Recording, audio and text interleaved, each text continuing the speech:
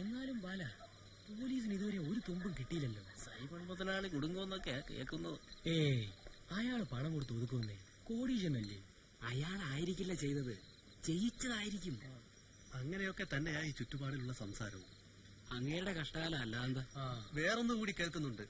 Simon മുതലാളിക്ക് ഇങ്ങനെ ഒരു ബന്ധമുണ്ടെന്നറിഞ്ഞ് അങ്ങേരുടെ ഭാര്യയുടെ ആങ്ങളമാര് ചെയ്യിച്ചതാണെന്നും ചിലരൊക്കെ പറയുന്നു. അയാൾ ഇവിടെ വന്നു പോകുന്ന നീ കാണാതിരിക്കില്ലല്ലോ പപ്പ. അന്നും നീ കണ്ടായിരുന്നോ? ആ ജീപ്പ് അന്നും അതിനു മുമ്പും ഇവിടെ പല പ്രാവശ്യം വന്നു പോകുന്നത് ഞാൻ കണ്ടിട്ടുണ്ട്. നീ എന്നിട്ട് ഈ വിവരങ്ങളൊക്കെ പോലീസുകാർ വെച്ചപ്പോ പറഞ്ഞായിരുന്നു? എന്റെ അലീക്ക, അവര് 2 പ്രാവശ്യം ഇവിടെ വന്ന് എന്റെ അടുത്ത് അതും ഇതൊക്കെ ചോദിച്ചു. എനിക്കൊന്നും അറിയില്ല എന്ന് പറഞ്ഞ് ഞാൻ ഒഴിഞ്ഞു മാറി. പോലീസുകാരോട് കയറി അതും ഇതൊക്കെ പറഞ്ഞ് പുലിവാലാണ്ടാന്ന് വെച്ചു. പപ്പനാരെയാ സംശയം? എനിക്ക് 2 പിള്ളേരെ സംശയമുണ്ട്. പിള്ളേരോ? ആ, കോളേജിൽ പഠിക്കുന്ന കുട്ടികൾ. നേരോ? ഈ സംഭവം നടന്ന ദിവസം ഏതാണ്ട് ആ സമയത്ത് തന്നെ ഇവന്മാർ അവിടെ വന്നു പോകുന്നത് ഞാൻ കണ്ടതാ. നീ പോലീസുകാരെ വെച്ചൊന്നും പറയത്തില്ലേടാ? കോളേജ് വിദ്യാർത്ഥികളായിരുന്നുവെന്ന് നിനക്കെങ്ങനെ മനസ്സിലായി? അതിൽ ഒരാൾ മുമ്പ് 3-4 തവണ അവിടെ വന്നു പോയിട്ടുണ്ട് സർ. 2 പ്രാവശ്യം തിരിച്ചു പോകുന്ന വഴിക്ക് കടയുടെ മുമ്പിൽ വണ്ടി നിർത്തി കയറി സോഡയും ഗ്ലാസും വാങ്ങി കയ്യിലുള്ള മദ്യം ഒഴിച്ചു കുടിച്ചിട്ടുണ്ട് സർ.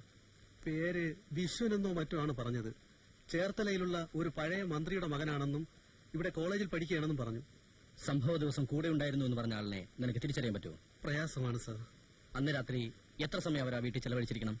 അതാണ് സാർ എനിക്കൊരു സംശയം വന്നത്. ആദ്യം പറഞ്ഞ പയ്യൻ മുമ്പൊക്കെ വന്നിരുന്നപ്പോൾ സാധാരണ 1-2 മണിക്കൂർ കഴിഞ്ഞാ തിരിച്ചു പോകാറുള്ളത്. പക്ഷേ അന്ന് ഇവർ 2 കൂടി പോയി ഏതാണ്ട് 10 മിനിറ്റിനുള്ളിൽ തിരിച്ചുപോയി. നല്ല സ്പീഡിൽ. ഈ മോട്ടോർ ബൈക്ക് കണ്ടാൽ നിനക്ക് തിരിച്ചറിയാമോ? തിരിച്ചറിയാം സാർ. പെട്ടെന്ന് ഓർക്കുന്ന നമ്പരാ 7000.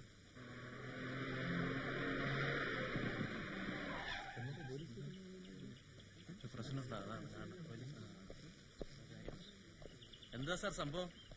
ഓ, സംഭവമായിട്ടൊന്നും ഇല്ലെന്നേ. നിങ്ങളെയൊക്കെ ഒന്ന് വെറുതെ കാണാൻ വന്നല്ലേ മക്കളെ. എന്തോ ഉണ്ടളിയാ. ഒന്നുമില്ലെന്നേ, നിങ്ങളെയൊക്കെ വല്ലപ്പോഴും കണ്ടില്ലെങ്കിലേ ഒരു സങ്കടം പോലെ. അത് ശരിയാ, പോലീസുകാരും മനുഷ്യല്ലടോ. കാക്കിക്കുള്ളിൽ ഒരു ഹൃദയമുണ്ട്. സാഹിത്യകാരനാണല്ലേ? എവിടോട്ടാ മഴ പറയുന്നത്?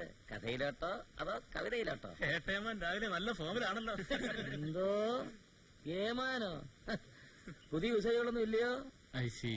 വിളിപ്പിക്കാം. പാരന്റ്സിനെ അറിയിക്കണം. വരട്ടെ, പറയാം. വിശ്വനാരാ ബൈക്കിലൊന്ന് പോകുന്ന? ബൈക്കുള്ള വിശ്വൻ സെക്കൻഡ് ഇയർ ആണ് സാർ. പേര് വിശ്വനാഥൻ. അയാളുടെ കൂടെ പതിവായി ബൈക്കിൽ കയറി പോകുന്ന സ്റ്റുഡന്റ് ആരെങ്കിലും ഉണ്ടോ? ഗോപകുമാർ ആയിരിക്കും. അതേ ക്ലാസ്സിൽ തന്നെയാ. 2 പേരെയും വിളിക്കേ. ശരി sir. It is very unfortunate. Will definitely help you. Thanks sir.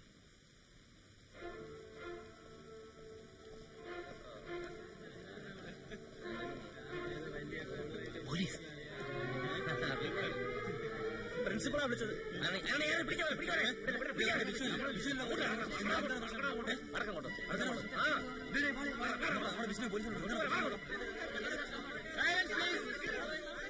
അവിടെ ആ മുറിയിൽ നിന്ന് സംസാരിക്കാം. അറിയാമെന്നതാണ്. പ്ലീസ് ഉണ്ടാക്കരുത്.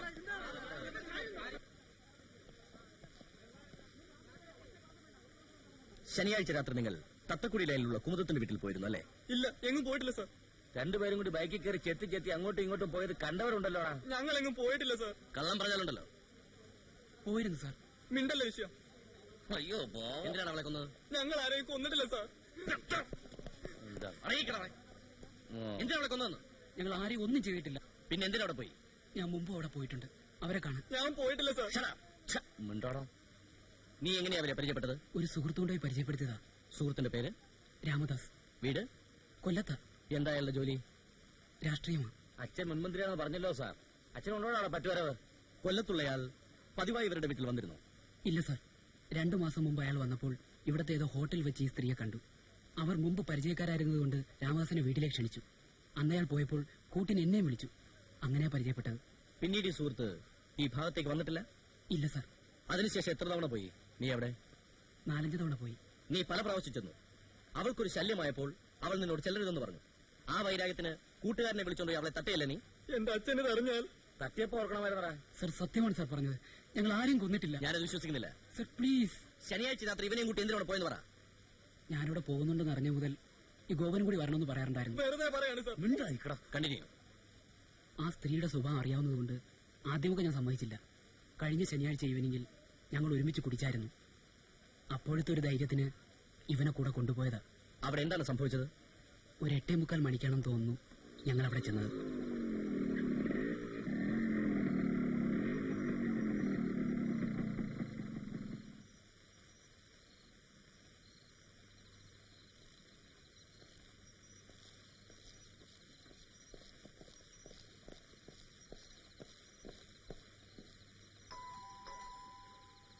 ഞാനാ വിശ്വൻ, കഥവ് തുറക്ക്.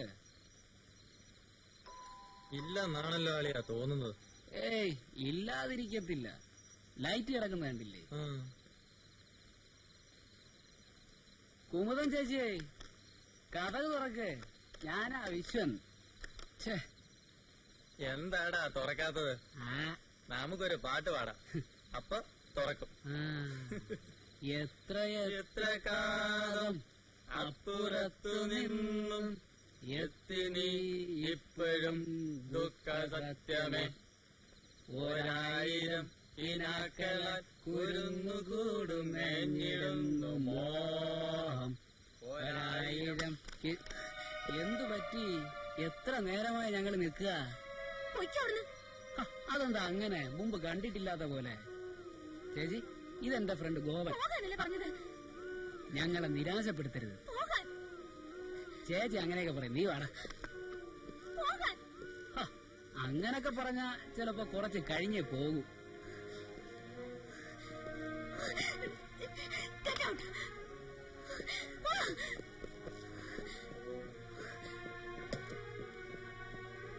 ഇതാണ് സാർ സംഭവിച്ചത്. ഇതാദ്യം സംഭവിച്ചു. തിരിച്ചു വന്ന നിങ്ങൾ കൂടുതൽ മദ്യപിച്ചു. തയ്യാറെടുപ്പോടെ വീണ്ടും അവിടെ ചെന്നു കൊന്നു. ഇല്ല സാർ, ഇങ്ങനൊന്നും ഉണ്ടായിട്ടില്ല. ഉണ്ടായിട്ടില്ല നീ പറയുന്നുണ്ട്, ഞാനും വിശ്വസിക്കണം. ഇവരെ സ്റ്റേഷനിലേക്ക് ഉണ്ടോ? മറിയില്ല. എന്റെ അച്ഛനും അറിയും സാർ. നിന്റെ അച്ഛൻ മാത്രമല്ല, എല്ലാരും അറിയപ്പെടാം. ഈ സ്റ്റുഡൻസിന്റെ ഇൻവോൾവ്മെന്റ് ഇതിൽ കൂടുതലുണ്ടെന്ന് എനിക്ക് തോന്നുന്നില്ല. എനിക്കും അങ്ങനെയാണ് തോന്നുന്നത് സാർ. സൈമന്റെ കഥയിൽ ചില ലൂപ്പുകളുകൾ ഇപ്പോഴും ഉണ്ട്. അയാൾ കൊണ്ടുപോയ മദ്യം രണ്ടുപേർ കുടിച്ചിട്ടുള്ള സ്ഥിതിക്ക് രണ്ടാമൻ അയാളുടെ കൂടെ പോയിട്ടുള്ള അല്ലെങ്കിൽ അയാൾ കൊണ്ടുപോയിട്ടുള്ള ആൾ തന്നെ ആവണം. ഈ സംശയം വെച്ചോണ്ട് സൈമനെ ഞാൻ ഇന്നലെ വീണ്ടും ചോദ്യം ചെയ്തു സാർ.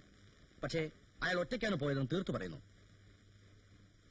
എനിവേ, സൈമന്റെ കൂടെ പോയതാണെങ്കിലും പിന്നീട് അവിടെ ചെന്നതാണെങ്കിലും ഈ അജ്ഞാതൻ തന്നെയാവും കൊലയ്ക്ക് പിന്നിൽ. അയാളെയാണ് നിങ്ങൾ കണ്ടെത്തേണ്ടത്. സാർ, ഇതവരുടെ ബെഡ്റൂമിൽ തുറന്നു കിടന്നിരുന്ന പഴയ പെട്ടിയിൽ നിന്ന് കിട്ടിയ കടലാസുകളാണ്. ഈ സർട്ടിഫിക്കറ്റുകൾ കൊല്ലപ്പെട്ട സ്ത്രീയുടെ തന്നെയാണെന്ന് അനുമാനിക്കാം. പക്ഷേ ഇതിലുള്ള പേര് സൂസൻ ഫിലിപ്പ് എന്നാണ്. സർ, ഇത് 82 നവോത്സവത്തിന് ഹർഷൻ എന്നയാൾ അയച്ച ഗ്രീറ്റിംഗ്സ് ആണ്.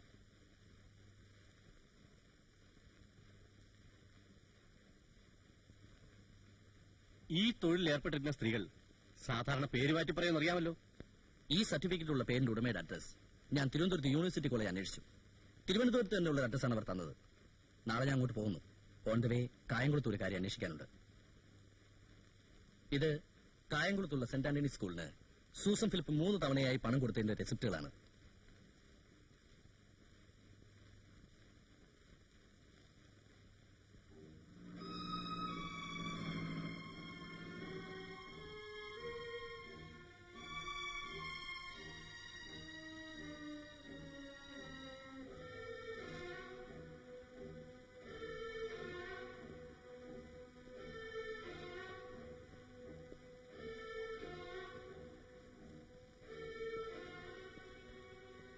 May coming?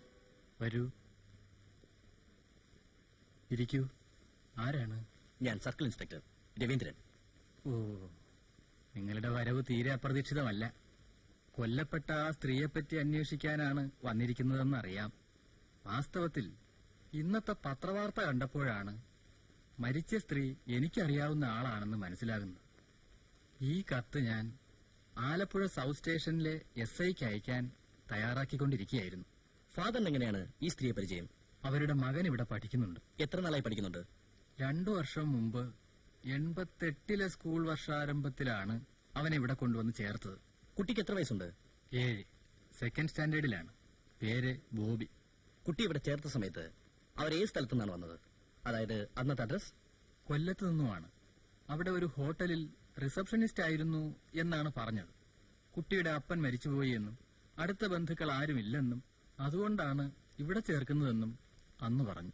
കുട്ടിയുടെ അച്ഛന്റെ പേര് ഇവിടുത്തെ രജിസ്റ്ററിലുണ്ടോ? ഇല്ല, മരിച്ചുപോയി എന്ന് പറഞ്ഞാൽ സാധാരണ ഞങ്ങളത് ചോദിക്കാറില്ല. അവർ പറഞ്ഞതായി ഓർമ്മയുമില്ല.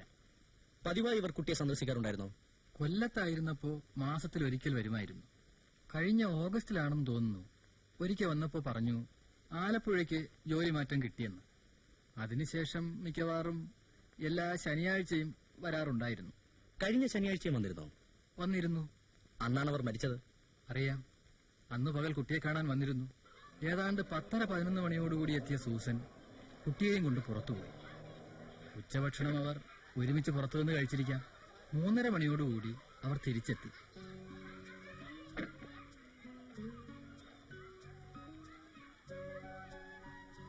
ആ, ഇന്നും കിട്ടിയല്ലോ ബോബിക്ക് ചായങ്ങൾ നിറയെ.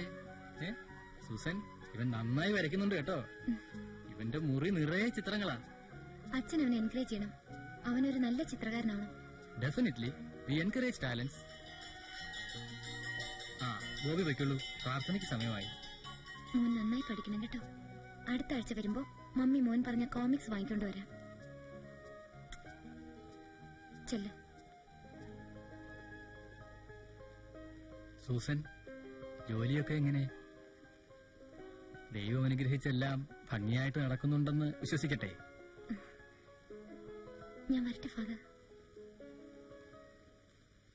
അമ്മ മരിച്ച വിവരം ഫാദർ ഈ കുട്ടിയെ അറിയിച്ചിട്ടില്ലെന്നാണ് ഞാൻ ഊഹിക്കുന്നത്. ശരിയാണ്. ഞാൻ പറഞ്ഞല്ലോ, ഇന്ന് കാലത്തെ പത്രങ്ങളിലൂടെയാണ് എനിക്ക് കാര്യങ്ങൾ വ്യക്തമായതെന്ന്. കുട്ടിയെ ഇത് എങ്ങനെ അറിയിക്കണം എന്ന ചിന്തയിലാണ് ഞാൻ. As a police officer, why don't you do it? I want to see him. Come.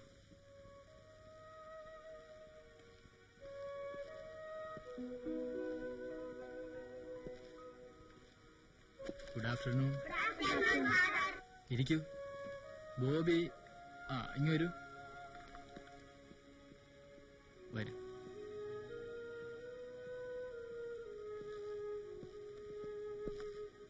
ഈ അങ്കിൾ ബോബിയെ കാണാൻ വന്നതാ. എന്താ അങ്കിൾ? വെറുതെ കാണാമെന്നതാ. പൊയ്ക്കോളൂ. ഇപ്പൊ വേണ്ട ഫാദർ. സംസ്കരിക്കുന്നതിന് മുമ്പ് അവനെ അറിയിച്ചാൽ മതി. ഇതുവരെ ആരും ബോഡി ക്ലെയിം ചെയ്തിട്ടില്ല. ആരെങ്കിലും വന്നാൽ അല്ലെങ്കിൽ അടക്കുന്നതിന് മുമ്പ് ഞാൻ അറിയിക്കാം. ആ ഫാദർ, എന്തെങ്കിലും പുതിയ ഇൻഫർമേഷൻ കിട്ടുകയാണെങ്കിൽ എന്നെ അറിയിക്കണം. എസ്പെഷ്യലി ബോബിയെ കാണാനോ അന്വേഷിച്ചോ ആരെങ്കിലും വന്നാൽ. തീർച്ചയായും. Thank you.